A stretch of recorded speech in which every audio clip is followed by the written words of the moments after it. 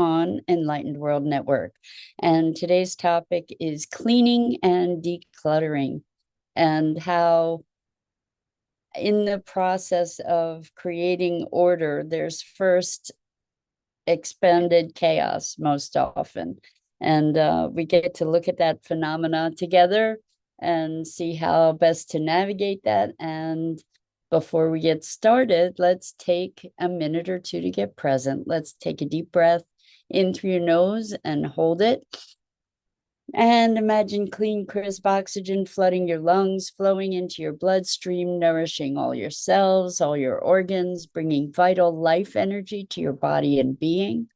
And as you exhale, exhale any tension, stress, negativity, fatigue.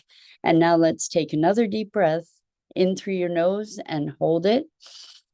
This time, imagine brilliant, bright light, lighting you up from the inside out, illuminating, electrifying, and energizing all your cells, your molecules, your electrons, creating a brilliant beam of light and energy from your heart out into the world. And as you exhale, exhale any remaining tension, stress, negativity, fatigue. And now let's press our palms together. Vigorously rub your hands together to feel the friction, the temperature, the pressure, the motion, the tickling and tingling when you stop. And allow all those sensations to bring you present right here, right now, into this remarkable physical form that enables us to experience life. Welcome, welcome, welcome. So, cleaning and decluttering. I was speaking with someone yesterday talking about how I have essentially ripped my office apart and putting it back together because I got this remarkable, wonderful, extraordinary 40-year-old roll top desk, oak, that's kind of been the desk of my dreams. But in the process, I had to rearrange my whole office and move bookshelves and find places for files, and everything is everywhere. So I'm in this moment of chaos on the way to a greater order. And I think that we can look at that dynamic as one that plays out culturally, that plays out personally, that plays out in material environments, that all in all,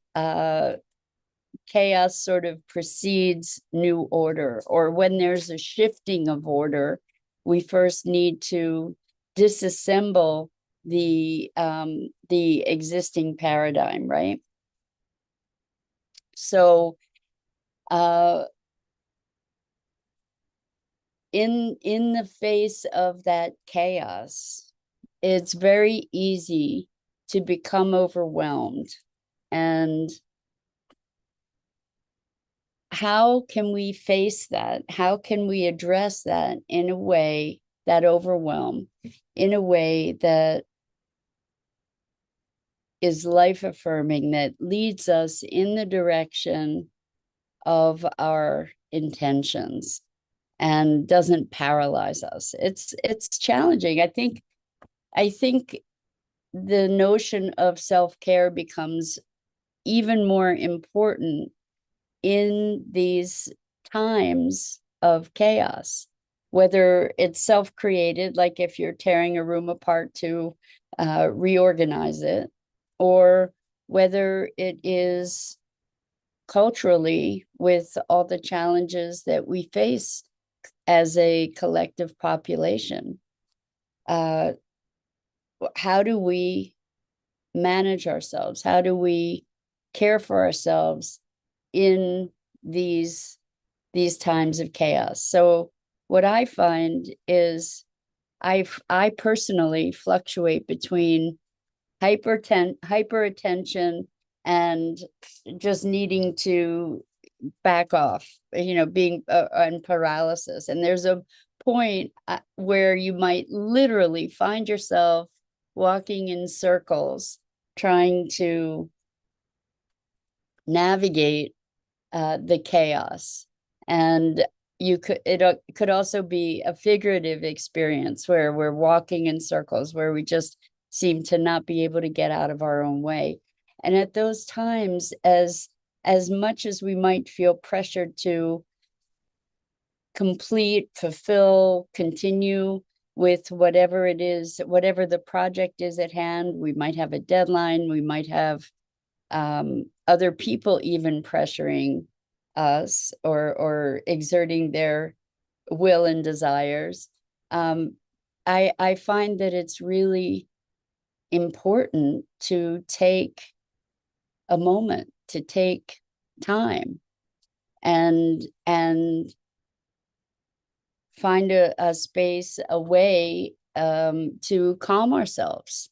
At least I find that's for the case for me. I think I'm coming to recognize how I personally, and I imagine quite a few of you also, have a pretty sensitive nervous system.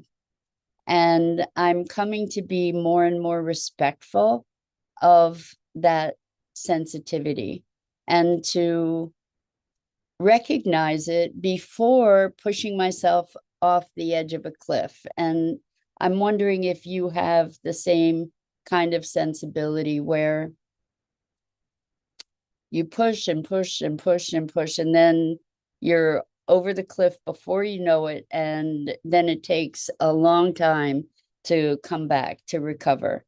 And having done that enough times in my life, I've now come to be more aware of when those stressors are occurring, and I'm respectful and responsive to the fact that there's a need to regroup. And I encourage all of us to be paying attention to our inner signals when things start feeling overwhelming, when it feels like we're starting to get stressed, starting to get maxed. Some of us need more quiet time than others. Some of us need different ways to or decompress and need that decompression more often than others. And that's okay. Just know it. And, since other people don't necessarily share the same sensibilities or the same sensitivities, it's valuable to be able to announce your style or to announce your needs to people before it gets to a critical point. So to be able to say, you know what, I find that I can easily get overwhelmed, or I need to take frequent breaks, or I when I tell you I need a little space, it's not personal. It's that I'm just sort of needing to recalibrate. I remember I was once working a trade show, and someone was kind of brain dumping a whole bunch of information for me. And I got to a point where I was overwhelmed. And I said, I just need a minute. And they were on a clock and they were just going to keep going and keep going. And it was really interesting because it was very hard for me to assert that in a way that they finally realized I was going to take a break. I needed to take a break, and it was okay if they didn't like it, but I was taking a break. And um, we were at cross purposes. They had one style, I had another style. They were trying to give me information. I was at an overload point and couldn't receive anymore, and I just needed to step away and breathe. And I can, now that I know that that's my style, now that I know that I have those sensitivities, I can probably express that need more effectively. And I realized that had I been able to do that, it wouldn't have been such a stressed encounter. And so recognizing our needs in these times of chaos, in these times of clearing and reorganization, it's important to pay attention, to monitor our inner state and not push ourselves beyond our breaking point. So that's a delicate balance, is to maybe push ourselves to stretch, but also we don't want to go beyond the breaking point. And that is something that I personally have had a lot of experience with, and had a lot of recovery time. When you push yourself beyond the breaking point, the recovery time is way more than the time that it would have taken to take the break that was needed. So let's just look again at this whole chaos and clearing and decluttering thing, because there are many aspects of life that we can declutter. And what that means is going through a process of sorting, of revisiting things, of evaluating things. Do I want this? Do I not want this? And that can go with personal preferences as well. It can go in our personal lives in terms of all the to-dos that we might have. Many people have a to-do list that is arms long, and what is called for in those situations, because people reside in a constant state of overwhelm oftentimes, is to declutter that list, to look at, what do I want? What am I really committed to? What is truly important to me? Because these to-do lists can be super oppressive and can be paralyzing. And the thing is that they become so long because we tend not to prioritize effectively. And I'll give an example. I've never been a social media person, despite these morning conversations. I don't really have any other presence on social media. And I had this idea that in order to forward my business, I needed to create social media presence, but I didn't want to do it. It was on a to-do list literally for years. And I just did not have the will to do it. And finally, in sort of a decluttering mode, I eliminated it from my list. I said, you know what? I'm not going to do it. I just made a resolution. I'm not doing it. And if and when I choose to do it, then I'll do it. But I'm not doing it just because somebody says I should. I'm not aligned with it. So those choices, they're challenging choices. And sometimes those choices, those decluttering choices that we make in our lives, sometimes they're disruptive to other people. Sometimes other people are expecting you to be or act a certain way, to respond a certain way, to take on certain responsibilities. And oftentimes we end up taking on responsibilities for other people. And sometimes we get to clear them, to declutter them, to relieve ourselves of them. And when we talk about cleaning, this is an interesting thing too, is like, how clean is clean? We could go at things with a toothbrush.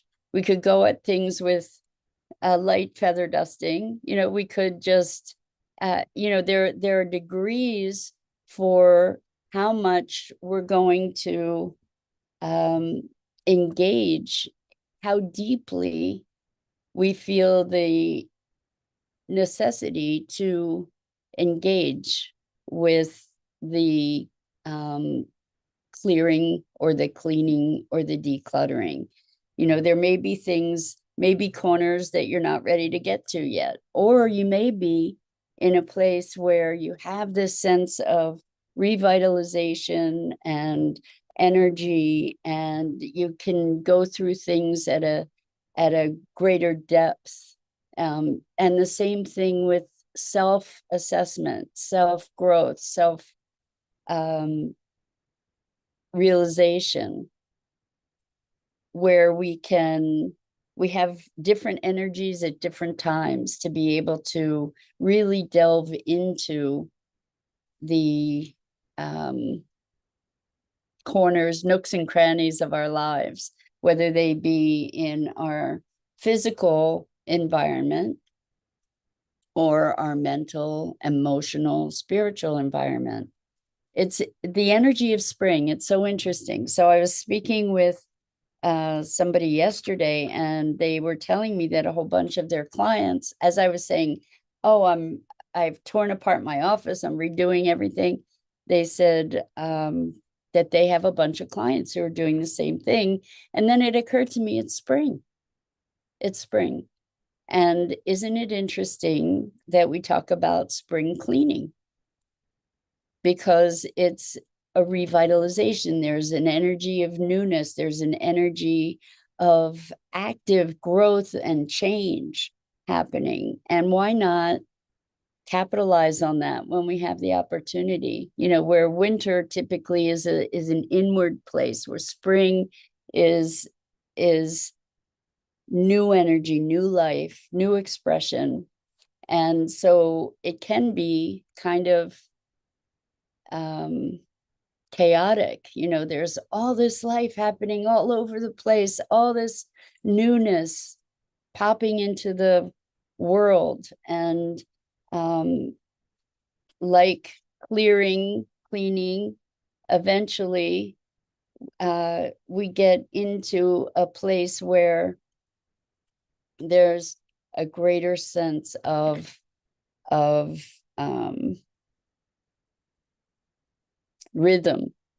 But the cleaning and clearing and decluttering is kind of a disjointed melody, you know, because we're all over the place, this corner, that corner, these things, where do these go? Do I keep them? Where do I put them? Are they trash? Are they giveaways? Where do I send them? How do I rehome things?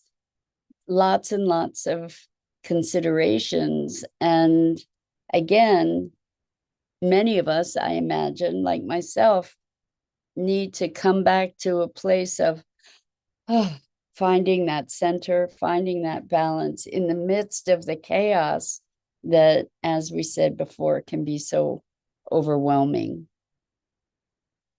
And finding the happy chaos, finding the place of growth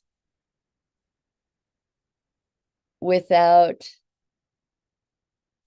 like, stretching, but not until the breaking point, just before, or maybe a little bit more than before the breaking point, where we are still able to find balance, retrieve our energy, revitalize, and create something new. So creation's messy. Creation is messy. And when we're decluttering, we are creating a radical change of energy. The same thing with cleaning. I notice that when I get into cleaning and I clean my whole place, the energy of it feels radically different. It looks different. And it's not because it looked so dirty before, but there's something very different in the feel of that place. And I think it's really important for us to become more and more attuned to these feelings, the feedback that we get, our sensing, this feeling sense that we can cultivate, that actually gives us lots and lots of information about the balance of a space, the balance of ourselves. We can say, I feel off today. Well, what does that mean? What does it mean to feel off? What does it mean to walk into a space and feel expanded versus constricted? And that's what we want to be sensitizing ourselves to allow ourselves to use more of our senses. We have more than our standardly understood five senses. If we can allow ourselves to pick up on those senses, to be responsive to those senses, to be aware of those senses, we can find and we can find a greater flow in life, because we do have inner GPS. It's just that we're taught in so many ways to override it. And what I'm advocating here is that we actually pay attention, that we elevate those senses, that we become more aware and responsive, so that in the midst of cleaning or clearing or chaos, we can better find a balance and take breaks, take frequent breaks. Don't push past the point where you feel like you're pushing past. We can push a bit, and that can be a good thing. And there's a point at which it isn't. And so what I'm advocating is tuning in and being respectful, listening. So I've had so many experiences with this, and I imagine you have too, where you had a sense about something, but you pushed and you pushed, or you went ahead anyway. And then, or maybe you got a message from the universe, you know what, it's time to slow down. Slow down, slow down. You don't slow down. Come on, slow down. Nope, I'm not slowing down, until finally something happens that makes you slow down, so you don't even have a choice. And so that's the training boot camp that so many of us have been through, to learn when we get the message, listen, because the universe will whisper, and then it'll speak more loudly, and then it'll shout, and then it'll just knock you on your ear if you're not paying attention. So life flows so much more smoothly when we listen. And in these times of chaos, listening becomes even more important a skill.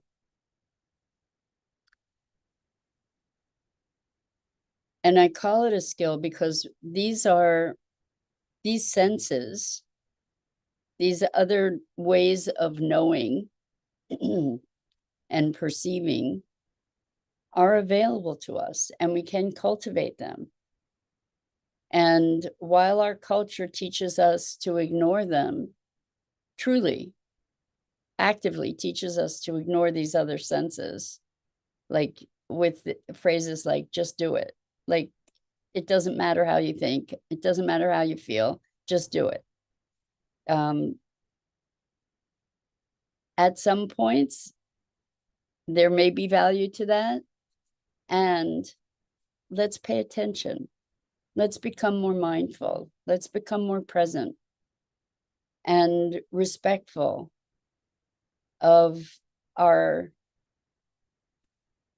messages that we're receiving from these other senses. Let's cultivate them, because we have the ability to be so much more connected, so much more connected to ourselves, so much more connected to each other, so much more connected to our environment.